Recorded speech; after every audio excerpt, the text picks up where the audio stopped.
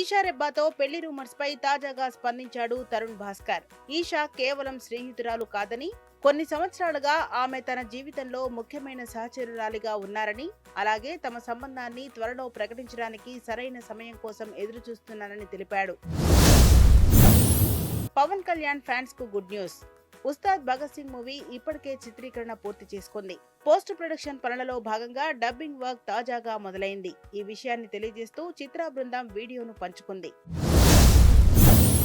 నవీన్ పొలిశెట్టి హీరోగా దర్శకుడు మారి తెరకెక్కించిన చిత్రం అనగనగా ఒక రాజు నుంచి భీమవరం బల్మా సాంగ్ ఫుల్ వీడియోను రిలీజ్ చేశారు మేకర్స్. చంద్రబోస్ రాసిన ఈ పాటకు మిక్కీ జే మేయర్ సంగీతం అందించారు. విజయ్ సేతుపతి, అరవింద్ స్వామి ప్రధాన పాత్రలో కిషోర్ పి. బేలేకర్ దర్శకత్వంలో రానున్న మూకీ చిత్రం గాంధీ టాక్స్. ఈ సినిమా జనవరి 30న ప్రేక్షకుల ముందుకు రానుంది. ఈ నేపథ్యంలో తాజాగా ఈ మూవీ ట్రైలర్ను విడుదల చేశారు మేకర్స్. కార్తీ, కృతి శెట్టి జంటగా నటించిన క్రేజీ మాస్ ఎంటర్టైనర్ అన్నగారు వస్తారు ఎట్టకేలకు డిజిటల్ తెరపై సందడి చేసేందుకు సిద్ధమైంది. అమెజాన్ ప్రైమ్ వీడియోలో జనవరి 28 నుంచి ఈ చిత్రం స్ట్రీమింగ్ కాబోతున్నట్లు చిత్ర బృందం ప్రకటించింది. Icon star Allu Arjun movie career లో క్లాసిక్ హిట్ గా నిలిచిన చిత్రాల్లో హ్యాపీ ఒకటి. కరుణాకరన్ దర్శకత్వంలో వచ్చిన ఈ చిత్రం 2006లో విడుదలై మంచి విజయాన్ని అందుకుంది. అయితే ఈ చిత్రం నేటితో 20 ఏళ్లు పూర్తి చేసుకున్న సందర్భంగా అల్లు అర్జున్ సోషల్ మీడియా వేదికగా ఒక ఎమోషనల్ పోస్ట్ ను షేర్ చేశారు. Hero Vijay Deverakonda, director Rahul Sankrityan combination లో రాబోతున్న మూవీకి రణబాలి అనే టైటిల్ ను ప్రకటిస్తూ గ్లింప్స్ ను విడుదల చేశారు మేకర్స్.